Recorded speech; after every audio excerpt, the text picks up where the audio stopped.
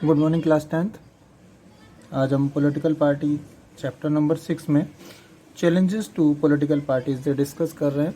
जो political parties के सामने काफ़ी सारी प्रॉब्लम्स आती हैं जिसको डिस्कस करना बहुत ज़रूरी है।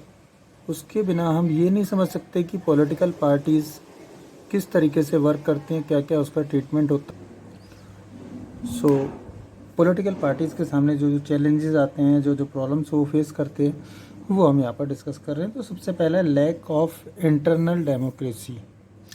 इंटरनल डेमोक्रेसी में क्या क्या प्रॉब्लम आती हैं, देखिए सबसे पहला है जितने भी जो लीडर्स हैं, जो मेन लीडर्स हैं, सिर्फ उन्हीं के पास, कुछ एक लीडर्स होते हैं, एक या दो या कुछ लीडर्स होते हैं, सिर्फ उन्हीं के पास पावर होती है, बाकी सारी पावर और लोगों के पास नहीं होती है। सिर्फ वही लोग जो सबको लोगों को कंट्रोल कर रहे होते हैं। इसका मतलब क्या है कि कुछ एक लोगों के हाथ में पावर होती है, और इस तरीके से अगर देखा जाए तो एक डेमोक्रेटिक वे नहीं है। सेकंड आप इसमें क्या प्रॉब्लम आती है, मेंबरशिप का कोई रजिस्टर फॉर्म नहीं होता है, कोई रजिस्टर मेंटेन नहीं किया जाता कि किस पार्टी के पास कितने मेंबर्स हैं। एक्चुअल कंडीशन सामने आती ही नहीं है, क्योंकि उसका कोई रजिस्टर रखा ही नहीं जाता। बस जिसका हुआ, मैं इस पार्टी का सपोर्टर, मैं उस पार्टी का सपोर्टर, आज इसका आज उसका, तो कोई ऐसा होता नहीं। दूसरा, इलेक्शंस, जो रेगुलर इलेक्शंस होने चाहिए, पार्टी में इनसाइड भी होने चाहिए, वो इसमें नहीं होते हैं। बस कुछ एक लोगों का मन किया, उन लोगों ने कुछ लोगों को कलेक्ट किया, वहाँ पर सेलेक्ट किया, हाँ जी ये हमारा हो गया फाइनल, और इसमें इलेक्शन वगैरह कुछ नहीं होता। ये बहुत बड़ी प्रॉब्लम आती है। एक दूसरी बड़ी प्रॉब्लम क्या आती है कि जो ऑर्डिनरी जो मेंबर्स होते हैं ना, जो फॉलोअर्स हुए या जो एक्टिव मेंबर्स हैं, थोड़े से कम वाले एक्टिव मेंबर्स, उनको इन्फॉर्मेशन नहीं होती है। उनके पास थोड़ी सी इन्फॉर्मेशन होती है। जस्ट लाइक सपोज कोई रैली ऑर्गेनाइज करनी है, तो उन्हें सिर्फ ये पता होता है कि एक सर्कुलेट करके पूरा एक राउंड लेना है, कि मान लीजिए शहर का कहीं पर लेना है, तो बोले यहाँ से शुरू करना है। मान लीजिए कोई पर्टिकुलर प्लेस है ए, तो ए से शुरू करना है और बी तक होते हुए वापस ए पर आना है।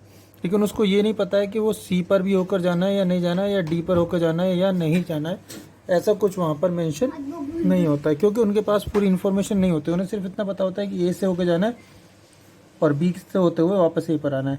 लेकिन किस किस जगह पर जाना है, शहर के कौन कौन से रास्तों से होकर जाना है, ये ज़्यादातर उनकी जानकारी नहीं होती। और बहुत सारे ऐसे एग्जाम्पल्स हो सकते हैं जिसमें जो ऑर्डिनरी जो मेंबर्स होते हैं उनको पता ही नहीं होता कि क्या क्या प्रपोजल है, या क्या क्या मेथड है, या किस तरीके से उसको ट्रीट किया ना, वो सभी इनके पास जानकारी होती ही नहीं है ऑर्डिनरी पीपल की। ये बहुत बड़ी प्रॉब्लम है। और इसके अलावा एक प्रॉब्लम और होती है, और वो प्रॉब्लम होती है कि पर्सनल जो लॉयल्टी है लीडर्स की, वो खुद एक प्रॉब्लम होती है। जरा सा किसी दूसरी पार्टी ने एक अच्छा सा ऑफर दिया, तुरंत वहाँ से जंप लिया, दूसरी पार्टी में ज्वाइन कर लिया। वहाँ से एक अच्छा ऑफर मिला तो दूसरी जगह पहुँच गए।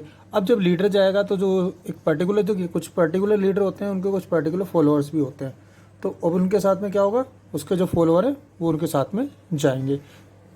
तो ये वही प्रॉब्लम दोबारा आ गई। नेक्स्ट क्या है, डायनेस्टिक सक्सेशन। कुछ एक पर्टिकुलर फैमिलीज होती हैं जिनका पॉलिटिकल पार्टीज़ के ऊपर अपना एक राइट बन जाता है। उसी पार्टी के जो मेन पोस्ट होते हैं, उसी के मेंबर्स, फैमिली मेंबर्स, उनके बेटे, उनके रिश्तेदार, उनके परिवार वाले। इंडिया में भी एक पार्टी ऐसी रही है जिसने बहुत ज़्यादा लंबे टाइम तक इंडिया में रूल भी किया है। लेकिन क्या है, प्रॉब्लम वही है कि वो फैमिली डायनेस्टिक प्रॉब्लम में फंस गई। कुछ एक पर्टिकुलर लोगों के बीच ही वो सारा घूमता रहता है, और बाहर के जो लोग हैं, बाहर से मतलब ये नहीं कि पार्टी से बाहर के लोग हैं, बाहर से मतलब उस पर्टिकुलर फैमिली से जो बाहर के लोग हैं, उनको कोई इसमें एक इम्पोर्टेंट रोल नहीं मिलता है। वंशवाद वाला जो हिसाब है ना, डायनेस्टिक सिस्टम वाला, वही शुरू हो जाता है। मोनार्की वाला, राजा के बाद राजा का बेटा, उसके बाद उसका बेटा, दैट मीन्स एक लीडर, उसके बाद उसका बेटा लीडर बनेगा, उसके बाद उसका लीडर बनेगा। ये बहुत बड़ी प्रॉब्लम हो जाती है। नेक्स्ट है growing role of money and muscle power. Money that means जो अमीर लोग हैं उनका, और दूसरा मसल पावर दैट मीन्स आपराधिक प्रवृत्ति वाले जो इस तरह के लोग होते हैं, उन लोगों का बहुत ज़्यादा एक रोल पॉलिटिक्स में आ चुका है। जिनके पास पैसा है, आज उन्हीं वही चेहरे सामने आते हैं, और उन्हीं लोगों का ज़्यादातर मीन्स इम्पोर्टेंस दिखाई देती है। जो एक ऑर्डिनरी पीपल है, जिसके पास पैसे कम है लेकिन वो सर्विस करना चाहता है, लोगों को सर्व करना चाहता है, उसका नंबर नहीं आता है। क्यों? क्योंकि उसके पास पैसे ही नहीं है। पार्टी फंड में पैसा नहीं दे सकता। पार्टी फंड में जो पैसा देगा उसको टिकट मिलेगा, वही जीतेगा। अब जिसके पास नहीं है तो नहीं है, तो इसका मतलब वो बाहर है। भले चाहे वो लोगों की कितनी भी सेवा करना चाहता है, कितनी भी लोगों के वेलफेयर के लिए करना चाहता है, लेकिन उसकी इंपॉर्टेंस नहीं है। इंपॉर्टेंस किसकी है? मनी की।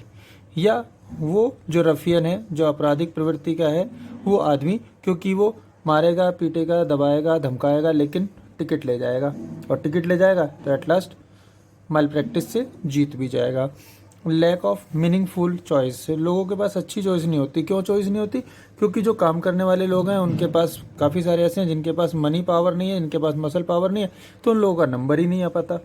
और जब उन लोगों का नंबर नहीं आ पाता तो लोगों के पास एक अच्छी चॉइस नहीं होती, मीनिंगफुल चॉइस नहीं हो पाती।